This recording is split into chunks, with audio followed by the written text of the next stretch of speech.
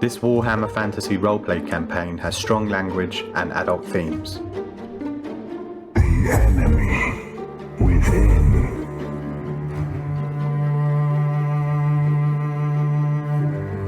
Welcome to the first episode of our Warhammer Fantasy Roleplay campaign for The Enemy Within. We begin our campaign in the town of Delberz, where our party sit in a loud, crowded tavern as a local crier stands on the stage and makes an important announcement that will change the journey of our party and bond them together. Hey, wanted, bold adventurers. His Excellency the Crown Prince Haggard von Tessenach of the Grand Principality of Osterland hereby gives notice that he is currently resident in Altdorf and wishes to engage the services of a party of skilled adventurers. Employment is to begin as soon as possible for indefinite period. Would-be applicants are forewarned that they shall be required to undertake a most perilous mission into unexplored regions of the Grey Mountains. The matter is of the utmost delicacy and absolute discretion is required. Payment is negotiable depending on experience, but a minimum of 8 crowns per person per day is guaranteed, in addition to a generous bonus on completion of the mission. No laggards, cowards or dwarfs need apply. Signed, Personal Scribe to Crown Prince Haggard.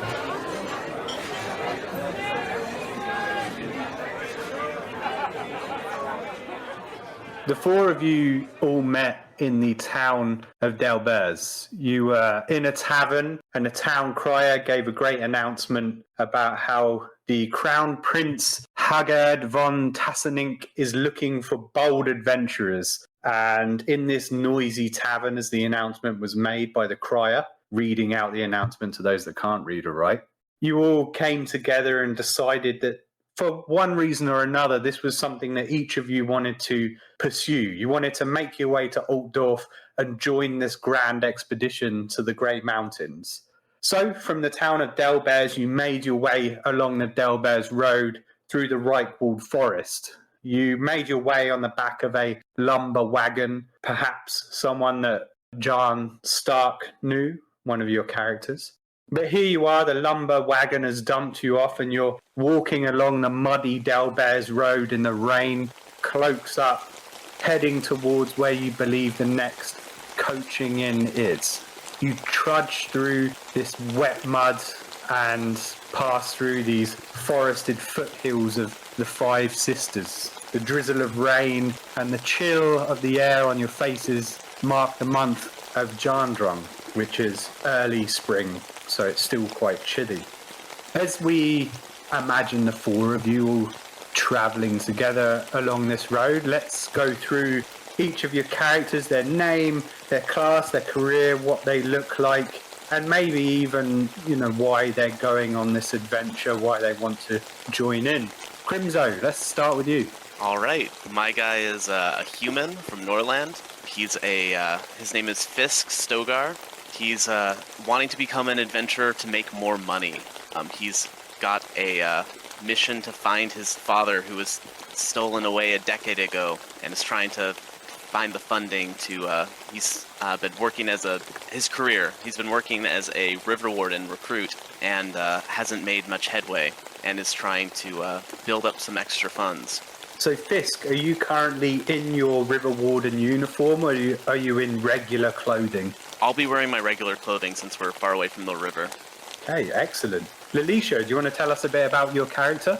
Yeah, I am Jahn Stark, and I am a peasant. Not really much to say about a peasant, really. Born in a simple village, spent my entire childhood preparing for the work ahead of me.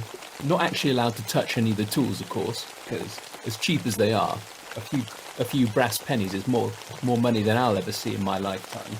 And growing up, incredibly strong and tough, bit of a troublemaker, always kind of pushing the boundaries, going beyond, what's expected of them, and entering kind of teenagehood, introduced to what would be the job for the rest of my life, raking horse muck, day in, day out, for the rest until my inevitable death. Jahn, after one trip to the Marketplace with the more elder villagers decided to sneak off hearing this announcement to try and forge a better future for themselves, try and find a better fate, or at the very least, something more exciting than just horses all day. That was beautiful to hear about a peasant trying to make their way in this world. Excellent. Looking forward to the development of Jahn. And up next we have Maxine. Why don't you tell us a little bit about your character? Her name is Astrid Johannes Balken von Strauss, which is a mouthful of a name, but I'm very proud I came up with it all on my own. She is an artisan from the city of Middenheim, and so far she's been fairly private about her motivations and why she decided to leave her city, and it's presumed that monetary gain and gold probably the thing that allures her most, but so far she's been very quiet about it. She's built like a brick shit house with some pop in front of her eyes and a muscle back that would make Hulk Hogan jealous. And despite that, she has a quite delicate and nimble limbs, moves fairly agilely for her size. She's around 5'7" and has steel grey eyes with raven black hair. Excellent. And Astrid is an artisan, but you haven't decided on a trade yet. Yeah. Okay. Excellent. Quincy, do you want to tell us a bit about your character? Yeah, so my character is named Dietrich Neumann, and when he was 10 years old, he was told that his tongue would lead his own death. Of course, Dietrich Neumann never took that very seriously. He was raised in Ulm, and he went to a college of magic. Now he's making his way to Altdorf to study in one of the major colleges, and is trying to raise some money along the way. Excellent. A bit robot-y there on your mic, Quincy. I'm not sure if it's going to hold up. No problem. As we have the four of you travelling along, these four humans, one from the local area in Jahn, we have one from Neumann, a wizard's apprentice in Dietrich. We have one from Middenheim in the form of our artisan Astrid, and we have one from the Nordland in Fisk, our Riverwarden recruit. And the four of you make your way along this muddy roadside from Delberz, and up ahead on the roadside stands a 10-foot high stone wall. It's typical of a coaching inn courtyard, signalling the promise of a warm bed and a coach ride to Altdorf. On the stone wall hangs a wooden sign by a large open gate. The wooden sign depicts a horse and a coach, and for those of you that can read, it says the coach and horse is in. As you continue along, do you approach to enter the courtyard of the inn? Yeah, I'll just walk forward and have a look around. Astrid will join him. Fisk and Dietrich, do you both enter the courtyard as well? Yes. Okay, Dietrich will be right back. Dietrich, are you with us? Yep. How's that? Is this better? Much better. Okay. As the four of you enter the gate to the coaching inn's courtyard, there is a crack and the rumble of thunder. And on that sound, it's time for you all to make your first test of the game. You're all going to make an average dodge test. Roll a D100. You try to roll lower than your target number, and you get to add 20 to your target number. So Fisk, you have a dodge of 39. So as this is an average test and you get plus 20, that's going to be 59. So you're going to roll a D100 and you're aiming to get lower than 59. Sounds good. All right. Astrid, your dodge is also 39. So you're aiming for lower than 59. Sure. That was a 29 for me. 9. Perfect. Excellent. Fisk a little jumpy for being out of his element. Can't see a body of water. Is on point with his dodging. How did Jahn get on? That's a 23 to my target number 56. So that is 3 degrees of success. Excellent. So the success levels or degrees of success are in reference to how many 10s above the target number or under the target number you roll. So there you go. If it's within the 20s and your target was within the 50s, that's 3 success levels. You count the 10, so it's 5 minus 2. Mm-hmm. Oh. So I got 5 success levels. It's very good. Yeah. First roll of the campaign. Yeah, I managed to get it by 1. Excellent. 1 success level. No, just by 1 point. Oh, okay, so you got 0 successes, but it is technically a success. Yeah. Interesting. As you hear this crack and the rumble of thunder as you turn the corner into the courtyard, all of you quickly dodge out of the way as you realise the crack was the coachman's whip and the thunder is the hooves of racing draft horses headed straight for the gate. You all manage to jump out of the way, and this racing coach stops for no one. The driver lashes his whip while the other coachman brandishes a blunderbuss. As the coach hurtles onto the muddy road, you see the livery of the Four Seasons Coach Company on the side of it as it busts onto the road straight past you and heads out. I swear after them. Your cusses are muffled under the sound of ba-dum, ba-dum, ba-dum as the horses charge off down the road, but I'm sure you feel better for saying it. I'm gonna say, out of character, is the middle finger equated to the gesture it is in our world, in the overworld? Of course, you can always do the good old British two fingers as well. That works just as well. I'll do the Yank version and just the middle finger. Just very strong, very powerful, very silent, very resolute middle finger in the night. Excellent. +1 bird to the coach. Damn straight. And please, whenever I'm giving descriptions, guys, if you want to do anything or say anything, cut me off and jump in, please. Gotcha. Gotcha. So, in the aftermath of almost being crushed immediately at the first step in our campaign, you stand in the muddy courtyard of the Coach and Horses Inn. Before you stands the inn itself. To your right sits a coach in the yard by the coach house. It doesn't have any horses on it. It's been taken apart for the evening. It bears the livery of the ratchet lines of Altdorf, and an old man smoking a pipe sits by the coach house, and he nods to anyone who looks his way in acknowledgement. Well, if it's raining now, nod at him and head inside. I follow it in. Astrid will follow behind, more towards the back of the group, keeping wary eye out for anything else that might... Fisk will go in alongside him, and nice crackle of a fire. The inn's bar room is a bright and reasonably cheerful place despite it being quiet this evening. On opening the door, you can smell fine foods and cooking and hear the laughter of these two coachmen who are drinking at a table covered in tankards. From across the room, you notice the icy stare of a finely dressed young woman. She sits at a table with two other women. One is tall and heavily built, while the other is a small and mousy-looking woman. A young man is sitting at another table alone. He appears to be absorbed in his book. Leaning on the bar is a foppish gentleman who stares at you closely before returning his gaze back to the bar. Above the bar, standing on a guano-stained wooden beam, is a crow, and beneath there stands a thin-looking man and a plump man behind the bar, two barmen. Upon seeing you enter, the plump man behind the bar calls over. Come in, dry yourselves off by the fire and I'll be right with you. Astrid isn't used to such hearty greetings, and she'll politely wipe off her clothes. Fisk shakes off like an uncouth wet dog. Yeah. Oh, are the two drivers the same that nearly ran us over? No, that coach left and these two coachmen were already here.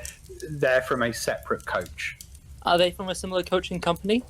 Oh, you could ask them. Yeah, Fisk Okay, wants I go to up and sidle ask up to that table where they're drinking lots, and As you approach, they're slamming the table and laughing and look up to see you and hello there, lads, how can we help? What company are you from? We're from Ratchet Lines of Altdorf, the oldest coaching company in the area. Okay. I nod and then walk off. I'm no longer interested. I wanted to start a fight. Fisk will say, "Hail, friends! What are we drinking tonight?" Oh, you know, whatever's going, to be honest. All right, 1 round on me. Oh, what a gent. Here, Yeah. Gunther, over here. Gustav, whatever the fuck your name is. The plump innkeeper begins to rush over towards you, Fisk, and he asks, what can I get you? 3 ales? Is that a good You got ale here? Absolutely. We've got Dark All Choice, right. we've got Goat Kicker Ale, we've got Old Fortitude, we've got Talabheim Special.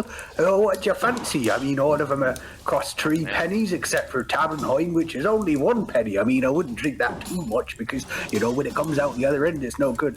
He continues to speak incessantly, Fisk, the entire time. He won't shut up. Ah, awesome. I'll just interrupt him. Whatever's flowing tonight is good with me. We'll take some of the Old Fortitude. Old Fortitude for the 3. Yeah, that'll be 9 brass, please. All right, here you go. Oh, thank you very much. He disappears over towards the bar, and one of the coachmen says to you, Fisk, Please join us. All right, I'll join them. okay, and what's everyone else up to? I'm counting my brass pennies. I'm wondering how much I'm going to have to spend on this little trip. I can, I think I can just afford a meal, a drink, and a room for the night. So, it might be worth it to find a little spot outside if I can. I'm dangerously short. Quick question out of character. Yeah. So, what starting funds do we start with, or is this just So you have whatever to goes? roll for that. So which let's look at which class status. Brass Yeah, brass 2. So roll last. I think it's like 8 d10. Let's double check. Gotcha. We get to roll 9? 8d10 got me 69 brass. That'll be 6 d10. Sorry. 46 brass. 46. There you go. Cool. I guess Astrid will hail the barman over, and if the gentleman will allow her, take a seat by her new acquaintance, Fisk. They certainly don't turn you away. All right. I inquire to the barman about what the rooms are costing. Okay, as you ask the innkeeper, he informs you that a private room is 10 silver shillings, and the shared space, the dormitory, is 10 brass pennies. He looks around, and when he sees that no one's looking, he says, And if you're really hard up, you know, you can always sleep in the stables, but you might smell in the morning. How much does that include food Oh, yeah, we'll give you breakfast as well. and dinner? Well, now, dinner, that's another story, you see, because when we went out earlier, we were picking up all the meat, we brought in what we could, but then, you know, we have to charge for it, because it's not that easy to, you know, just give everything away with the rooms when there's a bit of cost on it. and he just talks incessantly at you. This one's a talker. All right. Yeah, there's a look of polite disdain so how on much is Astrid's dinner for? face. How much was the private room? Did you say 10 silver? 10 private rooms. Yeah, 10 silver. Oh, wow. Yeah. The sitting on the lying on the floor is 10 brass though. Sorry, didn't mean to interrupt. Oh, you're good. No, go ahead. He goes through the menu. There's, you know, like bowls of soup and bread and cheese for 3 pennies, and then it goes up from there to 6 pennies for a small pot of beef stew or a rumpster pie, and then it's 12 pennies for a full plate of the roast with sausages and vegetables. Okay, I'll take the 6 penny option and the room. Okay, are you taking the dormitory with everyone? Yeah, on the floor. So the dormitory then be 10 pennies. Okay. Okay, so the innkeeper takes 16 brass pennies from you, and then he asks, So do you want a small pot of beef stew or a rumpster pie? Small pot of beef stew. Oh, that's probably for the best. No one knows what those afflins put in rumpster pie. Could be anything. Could be like a chicken, like a lamb, like a pork, like a... he walks away and he continues to talk to himself about rumpster pies. Okay. While he's enjoying his new friends at the table, Fisk wants to subtly inquire about the cost of a carriage to Altdorf. When you're talking to the coachman about this, he informs you that they charge 4 silver shillings to get to Altdorf. The next coaching in would be 50 miles away, so they plan to leave 9 a.m. sharp the next morning, and then they get to the next coaching in, and then head on to Altdorf after that. All right. Is that 4 shillings per, or for the whole party? Per person. Oh, wow. So you can choose to do an opposed haggle test with anyone whenever dealing with stuff like this. Well, I'm sure that's what you charge for any passerby, but for a good friend, a good drinking buddy, new friends, old friends, all friends, do you have any sort of special deal? And I'll try to roll a haggle. Yeah, absolutely. And seeing as you bought them a drink and you're being a friendly old guy, Fisk, add 20 to your... 78? There's no way I passed. Let me look. I got a 78, I think. I've got 31 plus 20 is 51, so that I fail the haggle. Hey Google, roll 2d10. You got 3 and 1. 31. Excellent. So that's 2 success levels. What did you get, Fisk? 78, so minus 2 success levels. He looks at you and he pulls the pint you purchased him closer as he says, "Drinks will only get you so far, lad, but won't get you a cheaper ride on me coach." Fisk tries to play it off. Ah, of course. Business is business and friends are friends. Old friends and new friends, apparently. Well, I'll cheers you to that then, man. And he holds up the drink and cheers with his friend. I'm Gunnar, and this is Holtz. Hey, Gunnar, what do you know about the road between here and Altdorf? Is it safe for travel? Oh, no. The roads around here aren't safe. Not like anywhere in the Empire, to be honest. But, you know, as long as you don't travel too far, too slow, and avoid stopping for anyone, road wardens will usually come and help you if you get in too much trouble. But, yeah, especially around here, before we get to the main road, it's about 20 miles down is the main road. Once we're on there, a little bit safer, less chance of being attacked, but here is pretty fucked. What are the chances of carriages running us over on the road? Well, it depends if you get out of their fucking way, doesn't it? Depends if you can see them, too. Yeah, that would help, wouldn't it? In general. Do you need protection? Good question. Protection? What kind of protection do you give? Astrid will flex her mighty bicep and give a little that calf action, the calves that could cut diamonds. Bloody hell, Cross she's a bit beefy. I'll take that as a compliment.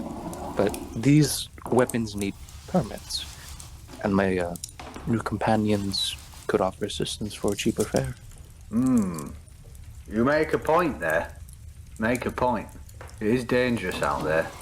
But you need us as much as we need you. You need a ride to Altdorf. And you need protection. And she'll kind of gesture towards Fisk as trying to make the point that lower fare would probably be more favorable to both. Fisk wants to try to show... Well, yeah, Fisk wants to try to show off with his knife and try to do a little spinny-do with it. Yeah. Can I use my weapon skill, or would it be dexterity? Because that's the big question. That's a good point, actually. What would you call for there, Fisk? My weapon skill. Okay, man. You can use your melee if that's... I know it's not really related, but you can use it. Sure. Let's see. So 54. Yeah. I got a... I don't know if we're doing the critical rules, but I got an 11. Fisk, describe to us what you do with your dagger. I flip it up, catch it with the other hand, doing the shimmy between hands, and throw it up and catch it behind me. Oh, snazzy. Bloody hell. Not only do you offer protection, but you do children's parties as well. That's bloody good, that is. I like that. I'll tell you what then, we'll knock a shilling off, just because you seem like you can handle yourself, and be handy to have you around if you see the other clowns we're bringing along. All right. So how much is that, then? 3 shillings for the per person. For the whole group? Per person. Okay. 3 per person, right? Yeah. Oh lord, what's the conversion rate between brass and brass pennies? And I was silver curious on that pennies? as well. Yeah. 12 It's pennies 12 to a grand. shilling. Ah, nice. Yeah. And Yeah. 20 shillings Oh. gold crown.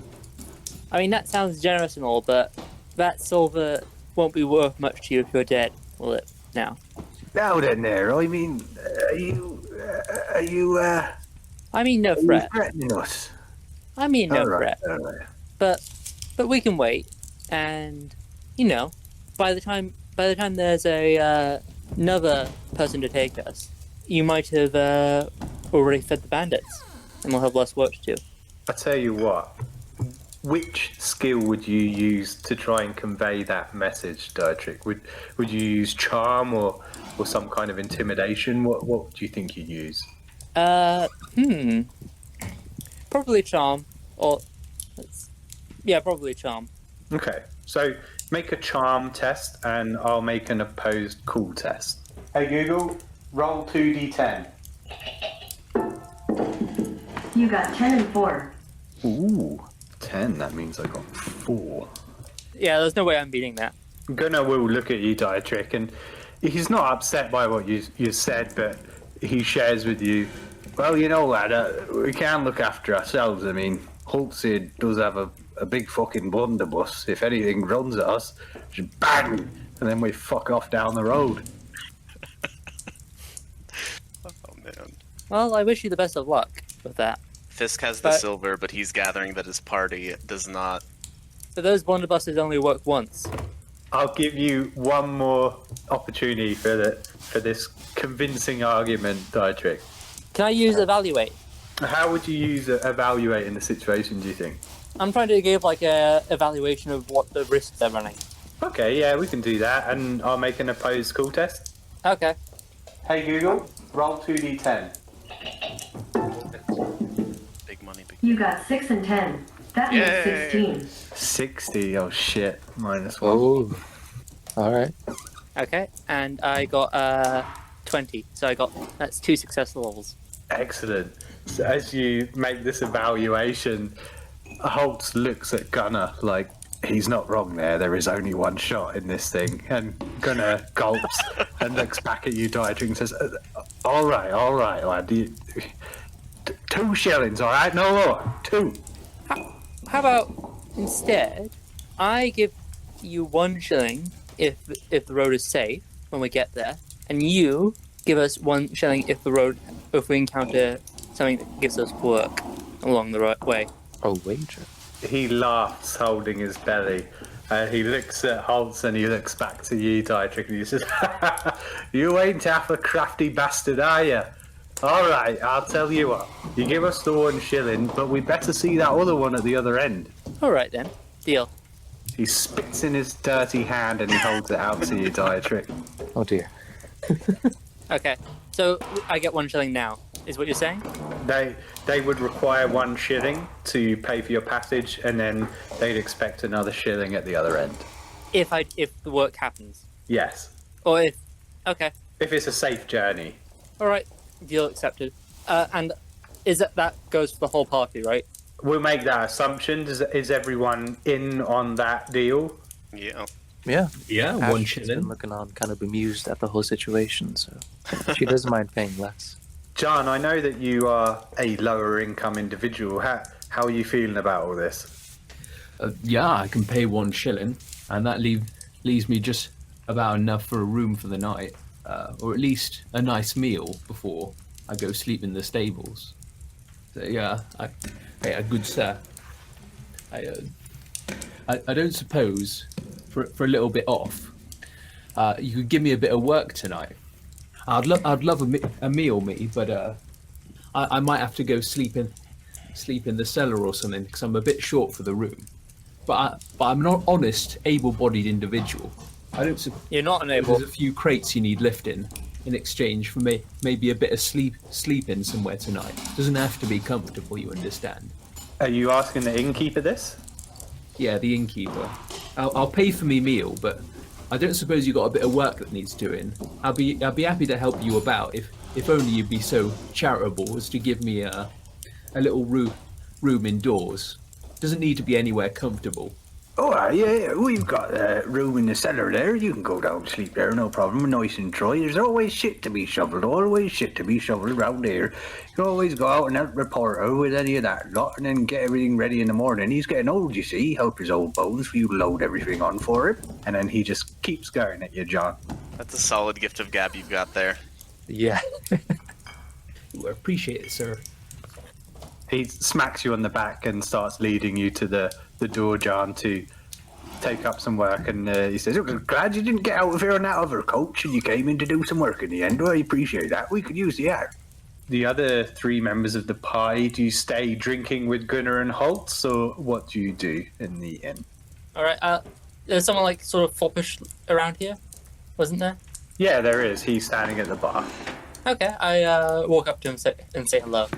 As you approach this foppish man at the bar, he's tall, handsome, and wears a lace-trimmed shirt and embroidered jacket and breeches. He's got long, dark, curly hair and an artificial beauty spot on his left cheek. As you approach, he holds up a glass of red wine and says to you, "Hello there, my friend. Welcome. Take a seat." So rare to see a Bretonian around here. Oui, I am from Bretonia. Quite the ear you have. Mm-hmm. Quite the marvelous French accent. He's got some cards in front of him there, Dietrich, and he puts his hand to them and asks you, "Do you play cards?" Oh, a little. Yeah. How about the Scarlet Empress? I'm not familiar with that particular game. Would you show Well, yeah, absolutely. Take a seat. me? Okay. Yeah, I take a seat. okay, he begins to show you the rules of Scarlet Empress, Dietrich. It's quite a simple game, very similar to poker in our world, and with slightly simpler rules. And as he shows you these rules and you become familiar with them, he asks you, Dietrich, Would you care to play a hand for money? I'll be up for a bit, as long as it's not that much money. How about 2 copper? To compare, okay. It is your first hand. We'll play for 2 penny. he begins to deal out the cards, and you're going to make an opposed gambling test there, Dietrich. So you're going to roll on your gambling skill. That's intelligence, right? Yes, All right. Challenging him to a game. he is. He's playing Scarlet Empress, their version of poker. Astrid's hanging out with Gunnar and his mate, and is just sort of going like, All right. "That's a clever bastard." I get 2 successful levels. Excellent. Okay, so you win the first hand of Scarlet Empress. As you're sitting there with cards, your gentleman's playing. He speaks to you throughout the card game, introduces himself as Philippe Descartes from Bretonia. And as you're both placing down cards, you put down your hand and he raises his arms and goes, "Oh, no." He puts down his hand and he's lost to you. And he hands over 2 pennies and he says, "Beginner's luck, of course, but perhaps we could play another hand." Okay. Whereabouts from Bretonia are you? I'm from all over Bretonia. I served in the army of Bretonia as a mercenary for some years. Oh, I didn't think that Bretonians liked mercenaries. Well, they do like mercenaries when there are too many orcs on the border. Well, you're a bit of a shepherd then. Yeah, I do a bit of this and a bit of that, and now I'm no longer welcome in Bretonia. Ah. All He right. winks at you as he says that. Okay. Same stakes? Oh, little liar, little liar! No. Oh, you break my heart, but okay, let us play. Next game. Begins again, and let's make an opposed gamble test. Okay. Right, 2. I'm going to spend a fortune point and re-roll that. Okay, sure. I roll pretty terribly, so. And I roll worse. Unfortunately, as you, no, that's like a crit fail, basically. You got all of your cards are terrible. As you're looking at them, there is no way you can win this. And as you put your hand down, it says, "Oh, you cannot win them all. No. Perhaps we could play one more time. Winner takes all." All right. Okay. Okay, I got 3 success levels. I managed to get more success levels. He places down his cards, and even though you're confident about your hand, Dietrich, he's managed to get a better hand. He goes, "Oh, Okay, well, it is all is fair in love and war. and he takes the pennies away from you, Dietrich. Okay, can I check if he had slipped a card out or something? Yeah, sure, you can make a perception check. Okay. That's one successful. You don't think he's cheated in any way. You think he's playing a fair game. All right. I move on then. Horror. He just cut his losses.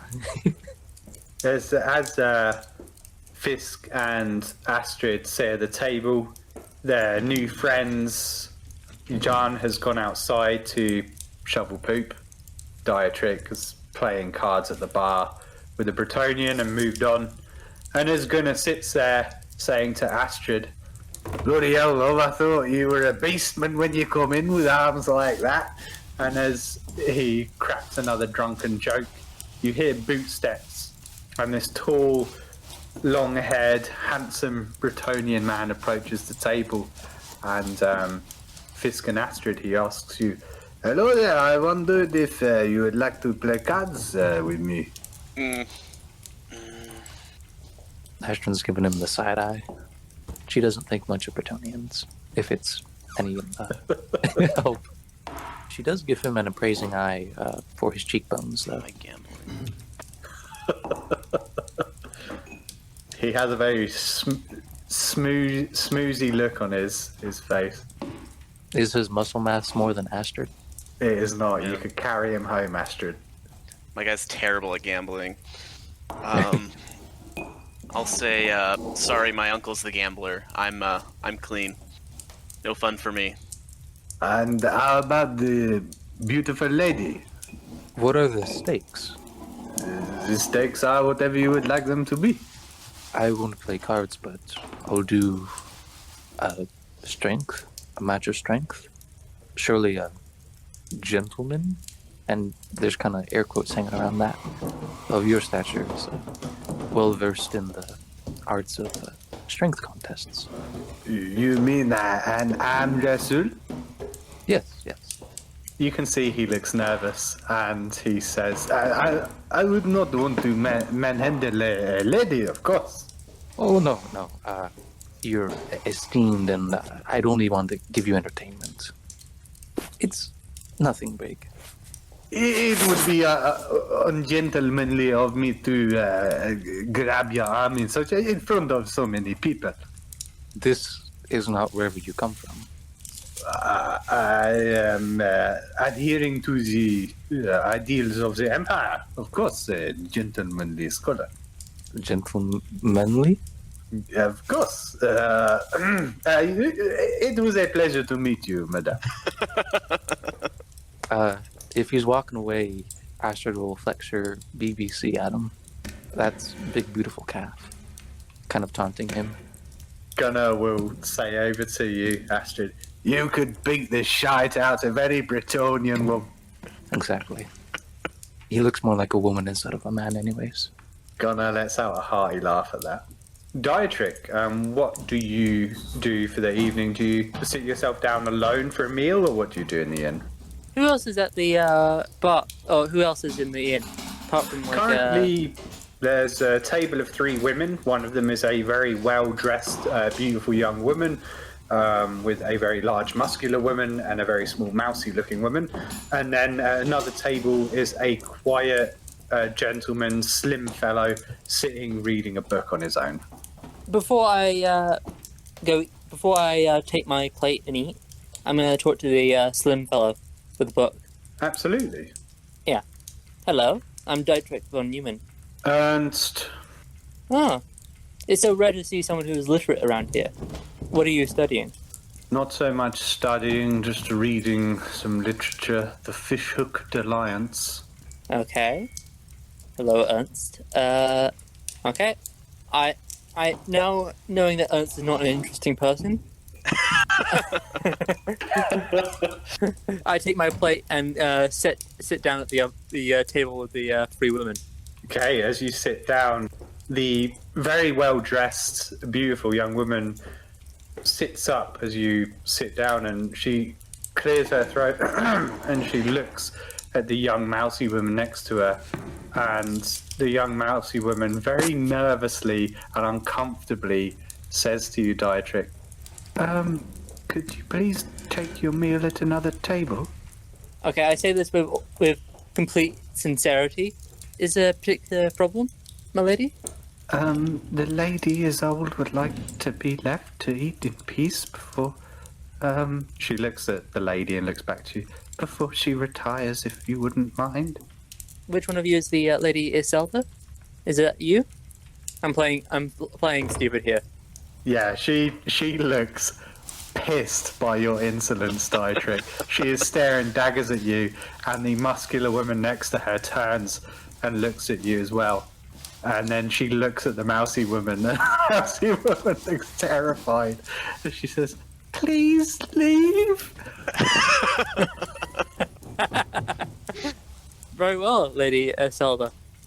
Lady is old. Pardon? Lady Iselda. Lady is old. All right, Lady Iselda. She looks young to me. All right. With a slight bow, that is in no way mocking, I take my plate. I shall look forward to talking with you on the trip. She looks so angry with you and then turns those daggers to the mousy woman as the mousy woman just sinks down into her seat half under the table. Aww. He feels kind of sorry about the mousy one. But it's always good to see a noble angry. Yeah. All right. Excellent. As you come and sit with them, Gunnar is, what are you lads looking to do in Altdorf? Or easy coin. Or soft coin. Pretty much any coin. Yeah. Coin's good. Generally speaking. Well, Altdorf, lots of people go there looking for adventure. And, you know, as he's about to continue, you hear a pattering sound. It's like a glass being filled. Gunnar stops talking, slowly looks over, and as he does, the three of you also come to the realization that Hultz is urinating into a tankard under the table as Gunnar elbows the very drunk Hultz and says, "Fucking stop with you pissing." He stops with the tankard and puts it down on the floor, this now half urine-filled tankard on the floor. Hultz shoves Gunnar, and Gunnar goes, "Oh, fucking stop, enough." And as they settle down, Gunnar looks to the pies. I think we've had enough. I think Holtz and I will be retiring now. Thanks for the drinks. Mm-hmm. To good health and to our travels. To new friends. New friends, old friends. You know. 9 a.m. sharp, lads. 9 a.m. sharp. As he leaves and the evening continues, you're left at the table with your drinks and Dietrich eating his meal. Meanwhile, I'm outside mucking the horses. Okay. Is there anything else we want to do before going to sleep? I think we might be good. Okay, then. Looking around the tavern, is there a way to see like what time it is? Is there a wall-mounted clock or anything? There is Shall not. we take no. watch? Shall we take watch then? Sure. Okay. I haven't had any booze, so I don't mind taking first. All right then. I'll take last. Good night, everyone. Mm-hmm. All right. Okay, before you go to bed, Fisk and Dietrich, if you've both been drinking, could you make me a consume alcohol test, please? Yeah. Okay. Astrid will also go out to the stables to check on that. I forget the other PC's name off the top of my head. I know there's Fisk, Dietrich. Dietrich. Yeah. And Jahn. John. Yep. So Astrid will go out and kind of check on John and inform him that the rest of the group is bedding down for the night. And she's offering to take her swatch if he wants to get some rest.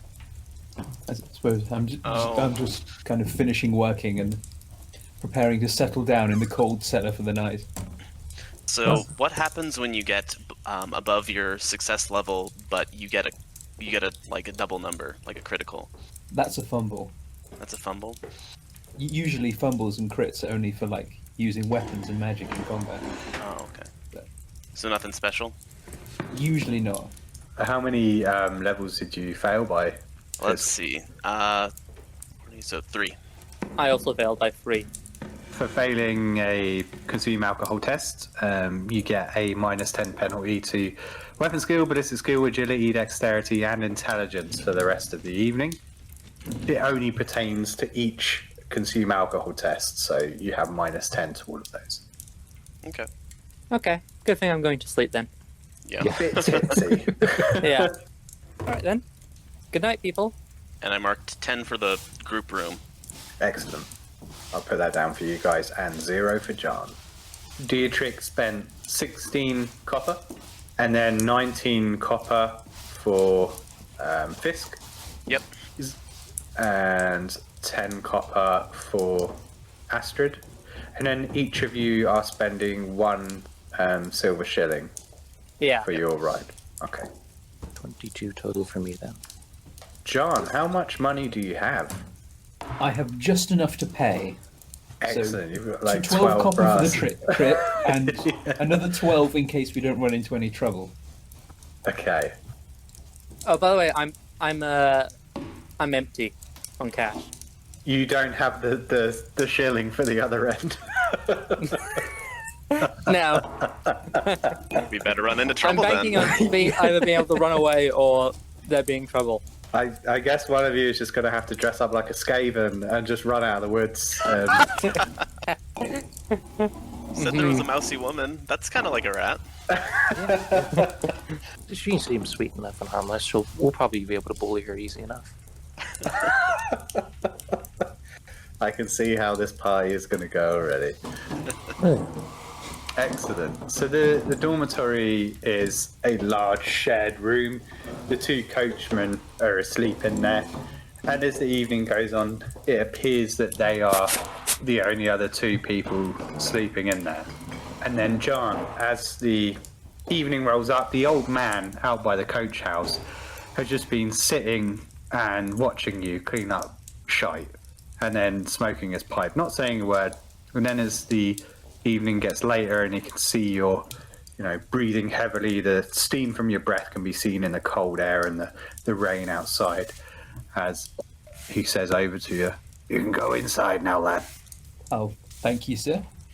I'll go and wrap my cloak around me as I find a nice spot in the centre. As you come in, Jahn, Gustav the innkeeper is cleaning up. Everyone else has gone to bed or gone up to their private room at this point. And as you come in, he says, "Well, come here, lad. Go and sit by the fire and dry out. I'll get you some bread. We've got some left over and a bit of cheese for you as well, all right? Thanks very much for doing all that for us." Well, that's too kind of you, sir. Too kind of you. You dry out by the fire, eat some well-deserved food, and then he's set you up a little spot down in the cellar. As you sleep through the night, did you say you're having someone on watch? Astrid first.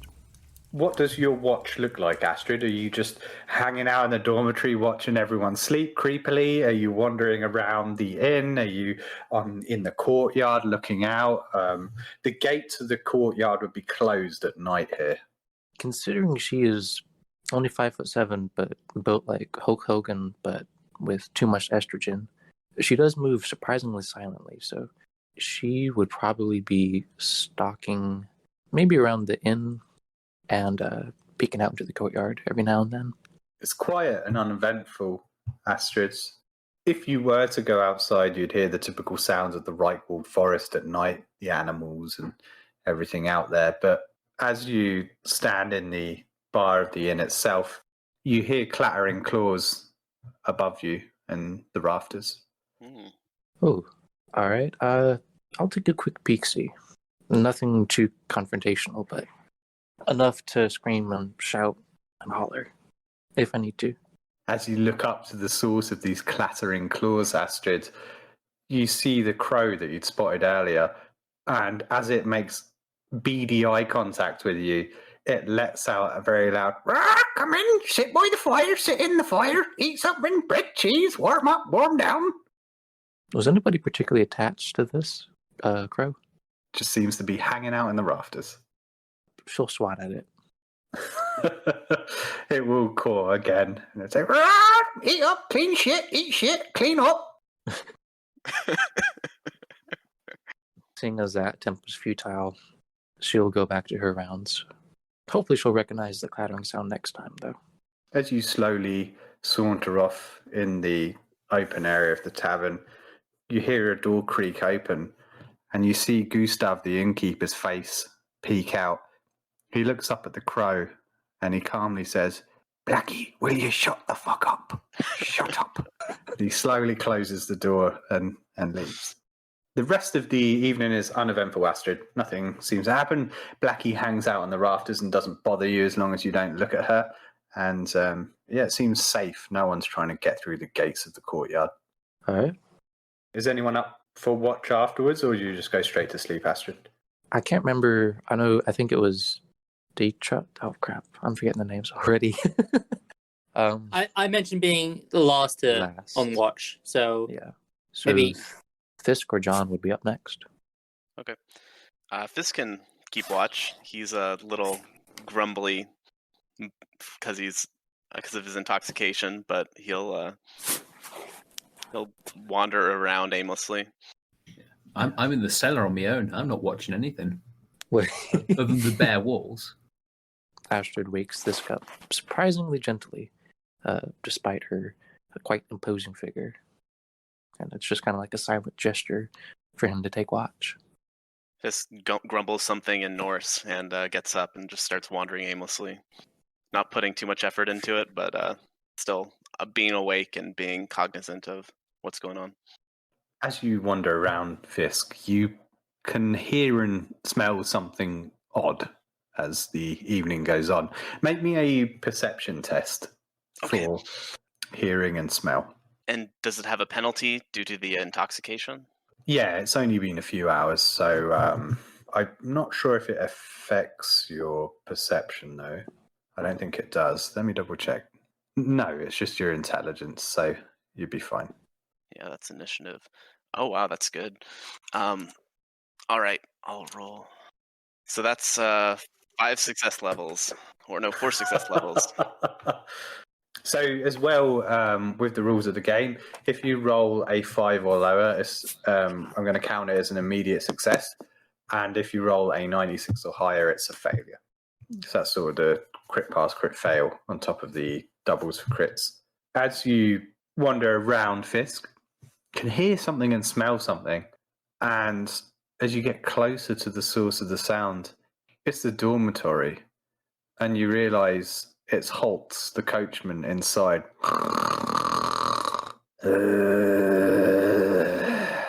Snoring up a storm. And as you get closer, even though you are inebriated, it stinks of booze in the dormitory. It just hits you like a wall as you get close to the door. And if you can smell it, then it must be pretty damn strong. Okay.